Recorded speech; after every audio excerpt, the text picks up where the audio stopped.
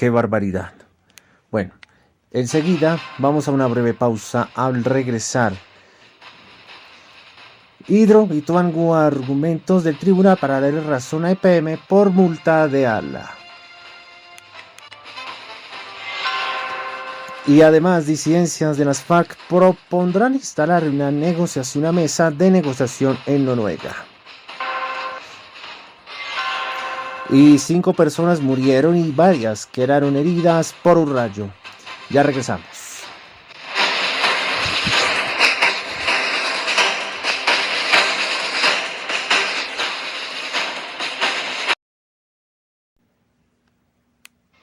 Desarrollo en Noticias Caracol.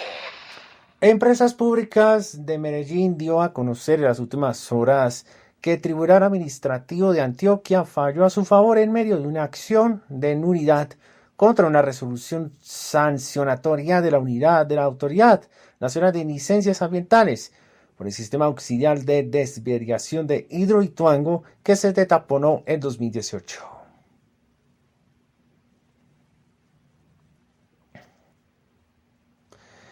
El Estado Mayor Central, uno de los grupos de las disidencias de las FARC, propone al gobierno colombiano instalar la mesa de negociación de paz en Noruega y formó uno de sus cabecillas, quien aseguró que mañana en un evento multitudinario en los llanos del Yarí anunciará la fecha en la que arrancarán estos diálogos. Se espera que tras una semana de reunión, los comandantes de la disidencia que se desplazaron desde todo el país para definir una postura común frente a las propuestas de paz, anuncien, entre otros, quiénes serán sus voceros y la fecha exacta para la instalación oficial de la mesa de diálogos. 3 policías lesionados dejó un operativo de captura contra uno de los delincuentes más buscados de Antioquia. Miembros de la misma comunidad atacaron a los uniformados para evitar que el señalado criminal fuera puesto a disposición de la justicia. En otras noticias, el panorama de inseguridad en Barranquilla y su área metropolitana es un tema que mantiene alerta a sus habitantes. El más reciente robo fue a la directora del SENA, Eren Atlántico. En el norte de Barranquilla se encontraba la directora del SENA seccional Atlántico cuando fue abordada por 3 hombres armados que la arrojaron al piso para robarle su vehículo.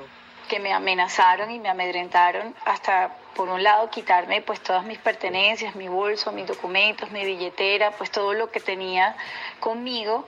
Y aunque pensé que al comienzo iba a ser solamente un atraco, finalmente se llevaron mi carro. A la desbordada inseguridad se suma el asalto a un conductor y los pasajeros en un bus intermunicipal. Ya la verdad no se siente uno seguro porque mucho atraco, los delincuentes haciendo de la suya también. Otra problemática es la extorsión. En Soledad Atlántico, hombres dispararon contra la fachada de un billar para intimidar a los propietarios, al parecer para exigirles el pago de altas sumas de dinero. Estas personas fueron identificadas gracias a los videos y a las denuncias interpuestas por las personas afectadas. Invitamos a la ciudadanía a denunciar a la línea 165. Según la encuesta de percepción ciudadana Barranquilla Cómo Vamos, durante el 2022, el 68% de la población respondió que la mayoría de los casos de inseguridad en los barrios fueron por atracos callejeros. ¡Qué horror! Y en Miranda, Cauca, fue asesinado un trabajador, un ingenio azucarero. Según Azocaria, la víctima se encontraba en compañía de otro compañero realizado un recorrido por los cultivos cuando fueron atacados por personas armadas que le dispararon en múltiples ocasiones. Aunque ambos resultaron heridos, uno de ellos falleció mientras era trasladado a un centro asistencial en Cali. Ya son 3 los trabajadores del sector de la caña asesinados este año. La situación de violencia contra el sector de la caña en el norte del Cauca es verdaderamente insostenible. Se requieren medidas urgentes. Exigimos que desde el Gobierno Nacional, la Fiscalía General de la Nación y la Justicia colombiana se actúe de forma inmediata, contundente. Bueno, y una tragedia se registró en zona rural de Netambo, Cauca, este sábado, por cuenta de una tormenta eléctrica. 5 personas murieron y el impacto de un rayo y 9 resultaron gravemente heridas. Según el alcalde del Tamo, Carlos Vela, el rayo cayó en donde se realizaban un bingo. A esta hora son remitidas a centros asistenciales del departamento los heridos. Desde Popayán fueron enviados varias ambulancias para poder trasladar a los lesionados. Vamos a una breve pausa y venimos enseguida.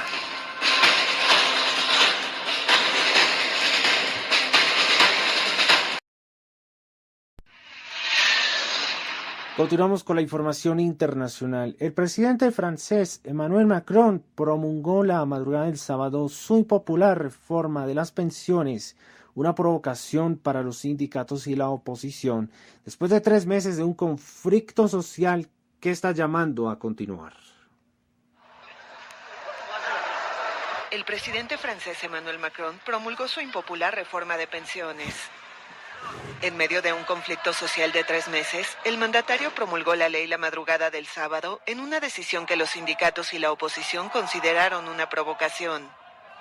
El Consejo Constitucional francés validó el viernes por la tarde el retraso de la edad de jubilación de 62 a 64 años para 2030 y el adelanto a 2027 de la exigencia de cotizar 43 años y no 42 para cobrar una pensión completa.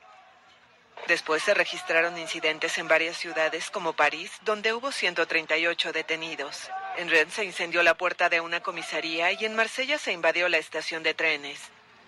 Aunque esto representa una victoria jurídica para el mandatario, la prensa de forma unánime estima que se trata de una victoria pírrica y un desastre para la nación al que se oponía la mayoría de los franceses. Al fin y al cabo, sí es el rumbo democrático que nos han prometido desde hace unos días, diciendo que es inevitable, pero en realidad es mucho más profundo que eso, porque es una reforma que crea un poco de crisis política de confianza y que está abriendo el camino a los partidos extremistas que están esperando su turno.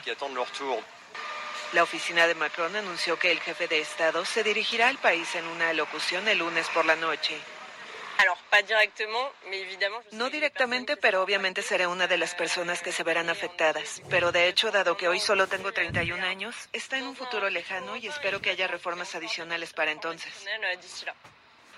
Las centrales sindicales ya convocaron una movilización excepcional el 1 de mayo con motivo del Día Internacional de los Trabajadores para protestar contra la reforma. Los 4 sindicatos representativos de la Empresa Nacional de Ferrocarriles, SNCF, anunciaron una jornada de expresión de la ira el jueves, y el sindicato CGT anunció también nuevas jornadas de huelga y protestas en todos los sectores el jueves y el 28 de abril. En abril de 2022, Macron fue reelegido con un 58,5% de votos frente a la ultraderechista Marine Le Pen, con una victoria alimentada por el voto contra su rival.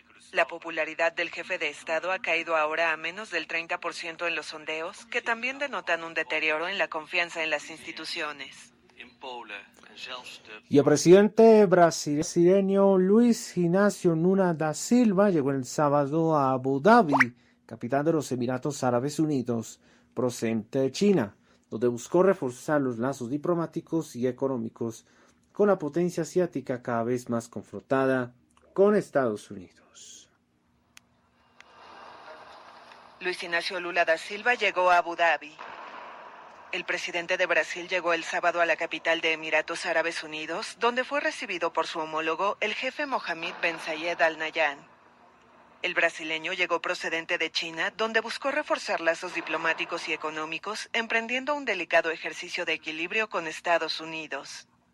Según la Cancillería brasileña, Lula discutirá en Abu Dhabi temas como comercio, inversiones, transición energética, cambio climático y seguridad global. Desde 2008, los Emiratos Árabes Unidos están entre los 3 principales socios de Brasil en Oriente Medio, y en 2022 fue el principal destino de las exportaciones brasileñas entre los países árabes. El presidente de Brasil también aspira a formar un grupo de mediación de paz entre Rusia y Ucrania, pero el proyecto no parece haber generado entusiasmo. A diferencia de las potencias occidentales, ni China ni Brasil han impuesto sanciones contra Rusia y tratan de posicionarse como mediadores en el conflicto. Emiratos Árabes Unidos, que también adoptó una posición de neutralidad en ese conflicto, acogió a un importante número de empresarios rusos que buscan esquivar las sanciones occidentales. Los ministros de Energía y de Medio Ambiente de los países del G7 comenzaron el sábado 2 días de difíciles negociaciones en Sapporo, en el norte de Japón, donde se espera el alcance de compromisos frente a la urgencia climática. Reunión de los países del G7 en busca de compromisos frente a la urgencia climática. Los ministros de Energía y de Medio Ambiente de Alemania, Canadá, Estados Unidos, Francia, Italia, Japón y Reino Unido dieron inicio el sábado a 2 días de difíciles negociaciones en la ciudad japonesa de Sapporo. El club de los principales países industrializados está bajo presión para mostrar unidad e intensificar la acción tras el alarmante informe del Grupo Intergubernamental de Expertos sobre el Cambio Climático publicado el mes pasado. Varias ONGs temían que la reunión ministerial desembocara en un retroceso, sobre todo por las posiciones conservadoras de Japón, que depende en gran medida de la importación de combustibles fósiles. En el G7 de este año queremos discutir cómo promover la transformación verde a nivel mundial, incluida la reforma de todo el sistema social económico y las formas de lograr de manera integral la neutralidad del carbono, una economía cíclica y la reconstrucción de la naturaleza, al tiempo que se garantiza la seguridad energética y el crecimiento económico.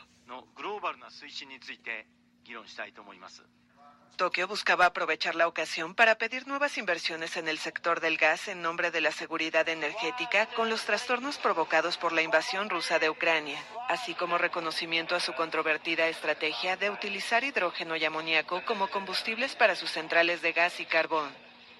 Sin embargo, Japón no consiguió su objetivo. Un borrador del comunicado conjunto que deberían divulgar el domingo y al que AFP tuvo acceso pide que se restrinjan las inversiones en el sector y que se dé prioridad a la transición hacia energías limpias mediante el ahorro energético y la reducción de la demanda de gas. Según el texto, los países del grupo reafirmarán también su compromiso del año pasado de descarbonizar la totalidad o la mayor parte de su sector eléctrico antes de 2035 y piden a otros países que sigan su ejemplo, un mensaje que parece implícitamente dirigido a China. Y estas fueron las noticias. Nos vemos mañana a las 12:30 en una próxima edición. Esto es Noticias Caracol, primero la gente. Que Dios bendiga. Un abracito. Bye bye.